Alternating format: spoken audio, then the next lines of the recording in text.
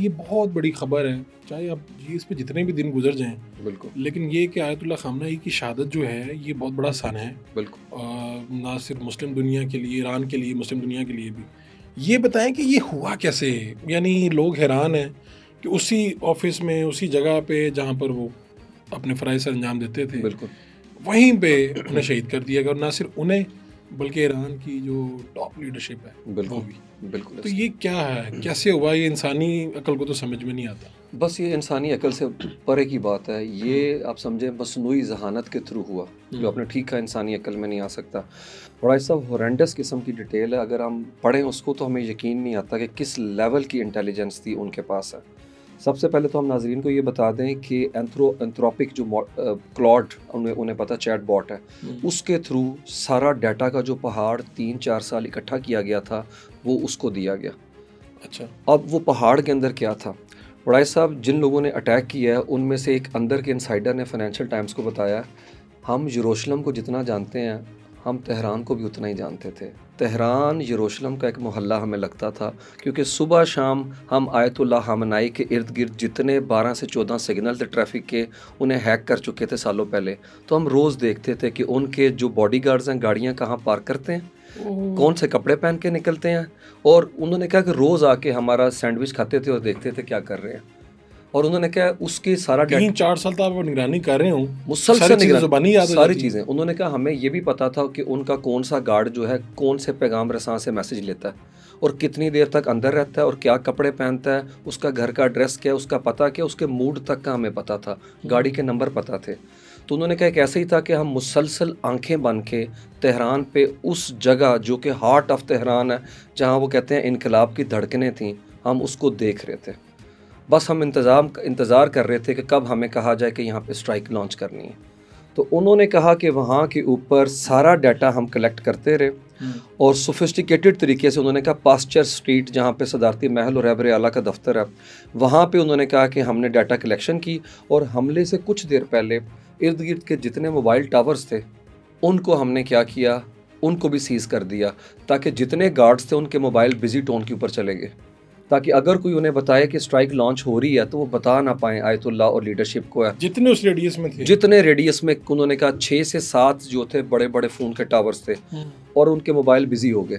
اب انہیں کوئی ایکسیس بھی کر رہا تھا تو انہیں پتہ نہیں چل رہا تھا، اور وہاں سے اسرائیل سے جو ہے آف کورس سی سے یا جہاں سے انہوں نے اسٹرائک لانچ کی، وہ 30 جو ہے میزل جو تھے وہ سیدھا آ کے وہاں پہ کمپاؤنڈ کے اوپر گر گئے، اور تمام لیڈرشپ ایلیمینیٹ ہوگی 9:40 پہ رمضان کے اندر۔ اب یہ بتائیں عثمان صاحب، یہ جنگ ہے اور یہ جو دفاتر ہیں، ایران کو پتہ ہے ہمارے پیچھے اسرائیل، امریکہ، اور وہ ہماری سرویلنس اس طرح سے چل رہی ہوں گی، سب کچھ ہو رہا ہوگا، بالکل یہ کیسے ممکن ہوا کہ ساری لیڈرشپ ایک ہی جگہ پہ اسی جگہ پر موجود تھی؟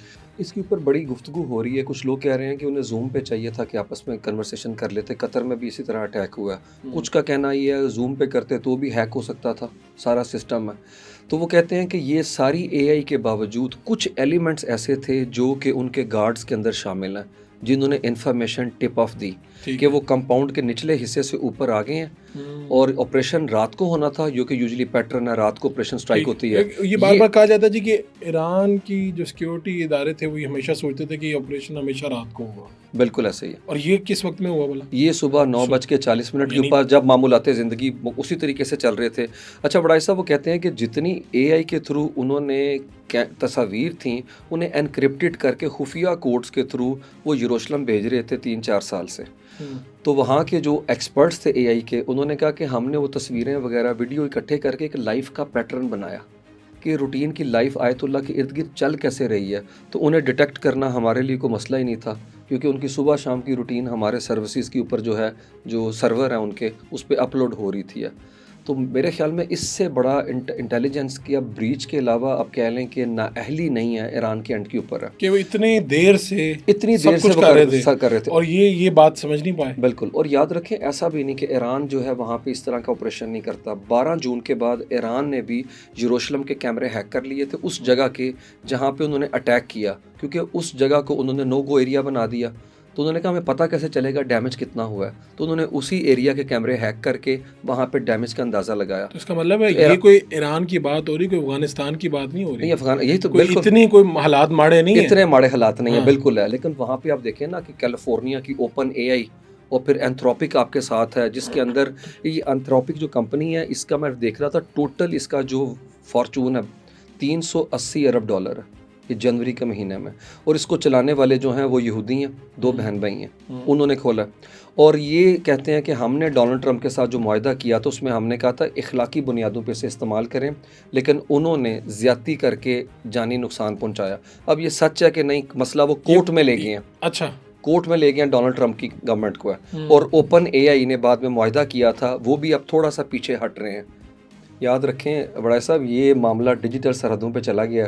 یہ تو کوئی کسی وقت کہاں سے کسی کو بھی ہٹ کر دے، اور کون کس کی آنکھیں بن کے آپ کی آنکھوں سے دیکھ رہا ہو. بالکل. اور آپ دیکھیں کیا آپ نے اپنے جو کیمرے لگائے ہیں آپ نے لگایا، اگر آپ وہ دیکھ کوئی اور رہا ہے، آپ نے سیف سٹی لگا دی ہیں اور آپ کو لگ رہا ہے وہ کیمرے سیف ہیں، یو نیور نو.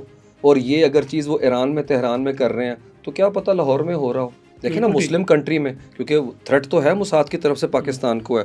تو یہ ڈیٹیل بتاتی ہے کہ انہوں نے لاکھوں گھنٹوں کی فوٹیج جو تھی، وہ کہتا ہے آرٹیکل کہتا ہے کہ اے آئی کے سسٹم کو دی، اس نے سیکنڈز کے اندر سکین کر کے بتا دیا کون سا گارڈ کس گاڑی میں بیٹھے گا، اور وہ گارڈ اسی گاڑی میں بیٹھا. انہوں نے کنفرم کیا کہ اے آئی کس طرح سے کام کرتی ہے.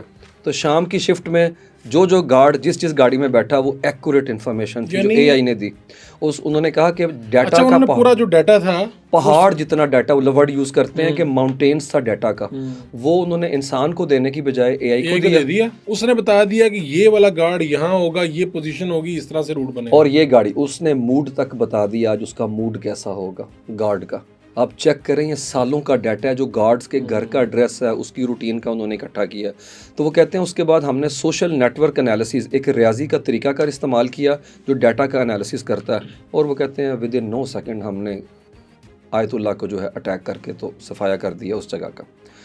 تو میرے خیال میں یہ، اور ایک اور چیز یہاں پہ بڑی انٹرسٹنگ ہے ناظرین کے لیے. وہ کہتے ہیں کہ اسرائیل کی انٹیلیجنس میں ایک کلچر ہے، اور وہ کلچر کیا ہے؟ وہ کلچر کے لفظ استعمال کرتے ہیں ڈیٹیکشن. وہ کہتے ہیں ہمارا پورا جو ہے اسٹریٹجی وہ اس چیز کے ارد گرد گھومتی ہے کہ بندے کو ہم نے ڈیٹیکٹ کرنا ہے، کہاں بیٹھتا ہے، کیا کرتا ہے، کیا نہیں.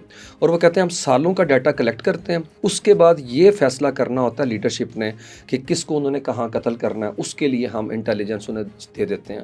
اس میں وہ اگزامپل دیتے ہیں پیجر کی. اچھا جی.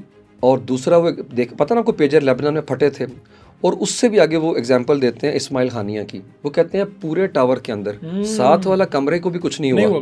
اس حد تک ٹارگٹ انہوں نے اچیو کیا، سیدھا مارا اور انہیں شہید کر دیا. اور تب بھی تہران کا سینٹر تھا جہاں وہ بیٹھے ہوئے تھے، وہاں پہ صدر کی جو تقریب تھی اس کے اندر شرکت کے لیے. یہ جو جگہ ہے، ان کو تو پتا تھا کہ یہ کبھی بھی کچھ بھی ہو سکتا ہے.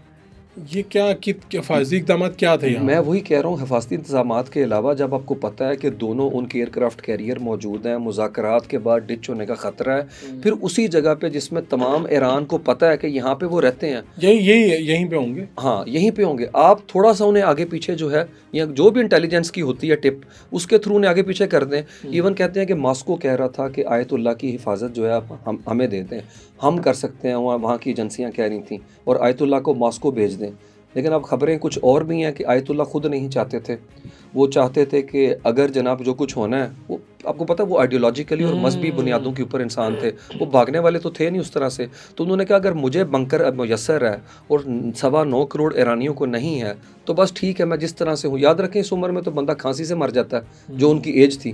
تو یہ ان کے نصیب کے اندر تھا کہ انہوں نے شہادت کا رتبہ لینا ہے. لیکن اس شہادت کے ساتھ جو وہ ساری ٹاپ لیڈرشپ تھی، ہم تو اس کی طرف فوکس کر رہے ہیں. انہوں نے تو اپنے ساری فیصلہ سازی دے دی تھی علی لاریجانی کو، لیکن وڑائے صاحب جو وہاں پہ IRGC کے کمانڈر بیٹھے ہوئے تھے، ان کی جان جو ہے وہ بھی تو بڑی قیمتی تھی. یہ ایسا ہی ہے کہ فیصلہ سازی کے عمل کو اس حد تک ڈیمیج کر دیا جائے کہ سیکنڈ سٹرائک کی آپ کی کیپیبلٹی جو ہے وہ متاثر ہو جائے، جو انہوں نے 12 جون کو کیا تھا. تو میرے خیال میں یہ ایک پوائنٹ ہے، اور یہ بتاتا ہے کہ اگر ایران کسی حد تک اس جنگ کے اندر جو ہے ریٹیلیٹ کر کے کامیاب بھی ہو جاتا ہے، لیکن فیوچر کے اندر کیا حالات ہیں. وہ تہران میں تو پھر بیٹھے ہیں، دیکھیں وہ اگر انہوں نے اب یہ سارا کچھ کیا ہوا ہے تو ایران نے فوری طور پہ کتنا کو نکل آئے گا اس میں؟ وہی تو میں بتا رہا ہوں. اور پھر ان کی پینیٹریشن ہے, انہوں نے وہاں پہ انٹیلیجنس کے لوگوں کے اندر اپنے لوگ جو ہیں وہ رکھے ہوئے ہیں. نہیں یہ جو اب 70-80 لوگ ہیں جو سپریم کونسل ہے فیصلہ کرتی ہے جس پہ لیبرل, کیا یہ امکانات نہیں ہے کہ ان سبھی کی انہوں نے اگر وہ گارڈز تک کی ہوئی ہے سرویلنس تو ان سب کا گھر کے پتوں سے لے کے ہر چیز موڈ یہ وہ سب کچھ ان کے پاس ہوگا؟ ان کے پاس ہے. بلکہ بڑا صاحب متبادل قیادت ہے نا یہ ساری. بالکل. ابھی متبادل قیادت کی ہم بات کرتے ہیں, ابھی خبر گری ہے کہ ان کے وزیر دفاع کو مارا پرسوں, آج جو نیا بنا تھا اسے بھی مار دیا. وہ بن رضا ان کو بھی شہید کر دیا گیا. دونوں طرف ہے. اور یاد رکھیں وہاں کے اوپر وہ بتا رہے ہیں, مطلب میرے لیے بڑا ہوش ربا ہے یہ چیز کہ اسرائیلی بتا رہے ہیں فائنینشیل ٹائمز کو کہ ہم نے اس کا نام رکھا ہوا ہے ٹارگٹ فیکٹری. ہمارے ہاں تو قتل کرنے کا عمل ایک صنعت کے درجہ رکھتا ہے, ہم تو انڈسٹری کے طور پہ اس کو چلاتے ہیں.